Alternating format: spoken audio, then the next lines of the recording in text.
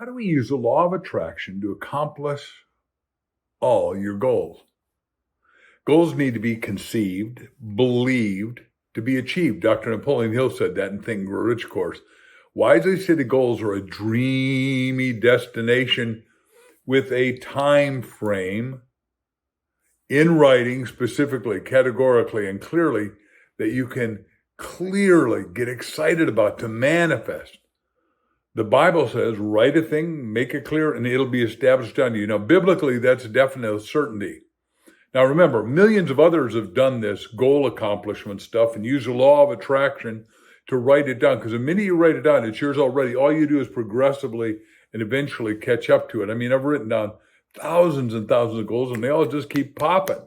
That's why I teach different than anybody else. It's just too many goals. Some people say you have 3 or 5. I say you ought to have hundreds and then thousands, but just get going. Start it today. Here are some examples of what others have done and generated exciting results worthy of your attention. And I hope it inspires you to bigger, grander intentions, because what you intend is what you get. Each of these people have discovered a personal destiny code and use the law of attraction to accomplish all their goals. And the good news is, so can you. I've been with Richard Branson down at Necker Island and been 6 different places with him. And now he owns 421 companies. He says his staff calls him Dr. Yes, because the only thing he can say yes. But here's what he says. What would I love to do? That's his question. And he keeps answering it and keeps coming up with virgin this, virgin that, and virgin the other. Number 2, Elon Musk, while he was in college at Stanford University, asked himself, what do I want to do during my life? And he said, these are the 5 businesses I want to be in. I want to be in sustainable energy production and consumption. Well, of course, he's got a whole solar company that has solar roofs, solar everything. He says, I want to be in space exploration. Well, that's SpaceX. And he's doing a brilliant job of that and has the biggest NASA private contract ever. Artificial intelligence with Tesla, because he says it's not a car. It's a little computer AI machine on wheels, and I'm the only guy with now 20 billion miles of intelligence on what a car does. General Motors, Ford doesn't have that. The internet, Twitter, he bought it, and then bought it again.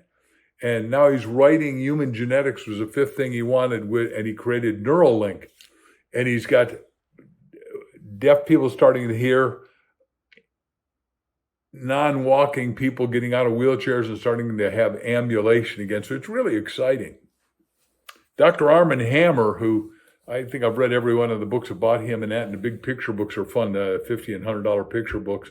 But while he was finishing medical school at Columbia during Prohibition, which says no booze at all, he thought, well, how do you make bootleg booze? And what he did is the discovery was you need tincture of ginger, which is a compounded high-potency alcohol. So he cornered the market on tincture of ginger, made $2 million in 1 year, the equivalent in size of $28,750,400, according to Google today. The great question is, what can I do? What can I do? What can I do to corner a market? There's always a market to corner. There's always money in flow. Problems mean there's more money and it's moving this way or that way faster. When you're sick, the only thing you think about is getting well. When you're poor, the only thing you think about is getting well. But do a big enough picture, a big enough question. Dr. Henry Kissinger, as you remember, was Secretary of State under President Richard Nixon. And he, after he retired as Secretary of State, became the magic door opener, the connector of giant businesses with opportunities. And he charged companies a 10% success fee to cross-pollinate businesses exclusively. And he also charged a front-end fee to do that.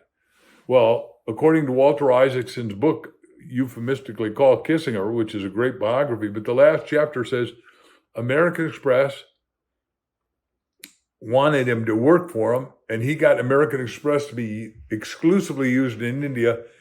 And what they did for American Express is exclusively recommend everybody should visit India. That made both of them $100 million. So, of course, it was worth paying that. And that's, of course, what eventuated in Kissinger becoming massively wealthy. Now, remember, a lot of these ideas I'm sharing with you are reduplicatable by you. I'm just here to inspire you to your own greatness and destiny code. Number 5, Fred Penny is the world's biggest personal injury attorney with 6,500 associate attorneys. He asked, how do I take Paul J. Meyer's formula, which he successfully built with prepaid legal, and use it in a non-MLM business? And he created the biggest personal injury attorney company in the world. And he is called in legal parlance a rainmaker. A rainmaker finds massive amounts of business for a law firm. And he has published a book with our Mark Victor Hansen library just recently called The Goose, because he is literally the golden goose that is laying countless golden eggs for himself and others. Number 6, John Paul Getty.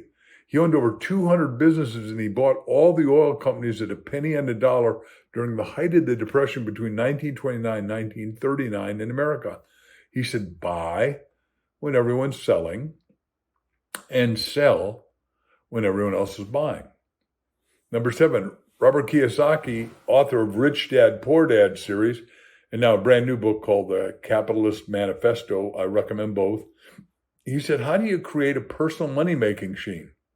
Well, you create a money-making machine in the law of attraction, in his case, by borrowing money, and he owns now over $600 million worth of real estate, he said, and he suggests that the coming downturn and economic collapse for others is going to be a boom for him, because during that time, people throw away their assets ignorantly, mostly out of fear, disinformation, and confusion. Now, there's a little idea to listen to. Number 8, Ted Turner, the creator of CNN, said, how do I create a 24-hour news channel? And when he created it, it became front page news on Wall Street Journal, and the big headline, I remember reading it, said, Turner's Folly. This will never work. Well, it became super big, super successful. I've been in that CNN a lot, even not too long ago. But his avant-garde leadership worked. Additionally, he discovered how to take black and white TV and movies and make them full, what is called 4-color, right?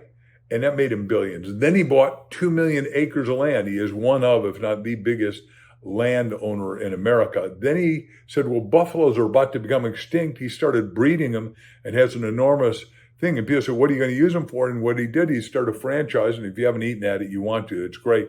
It's called Ted's Buffalo Grill, where he makes everything out of buffalo meat, which is lean and wonderfully tasty. And just, it's fun to go to those.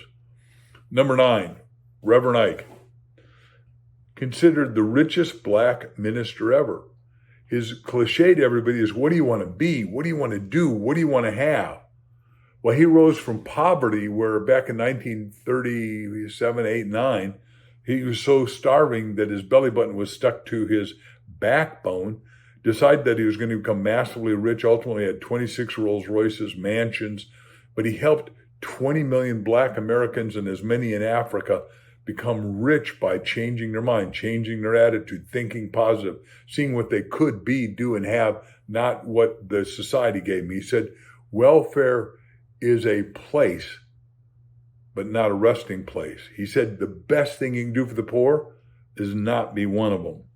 10, Jim Rohn, America's business philosopher. He said, why not be inspired by great people, great thinkers, great events, great experiences? And Rowan took his own advice. He literally talked oftentimes with me to millions of people around the world, and he brought the greatness out of individuals by saying that everything's possible. Number 11, Brian Tracy, who has got the most encyclopedic mind in the speaking and writing business, says, what business are you really in?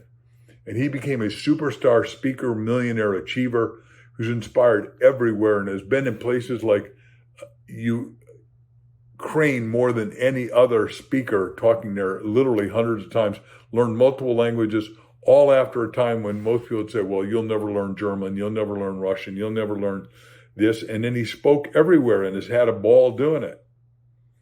Number 12, Steve Jobs, co-founder of Apple Computer and products like the iPhone and the everything, iPad, you name it. He says, I look in the mirror every morning and say, if today were my last day on earth, would I want to be doing what I'm doing? And when he was in university, but not really attending class. He went to a graphics class and he said, I'm going to make computers beautiful.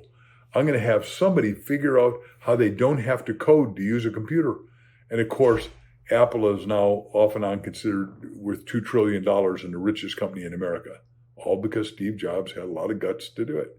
13, Warren Buffett, the chairman of Berkshire Hathaway, worth over $127 billion, says, how do I make sure my rule number one never gets violated? Never lose money.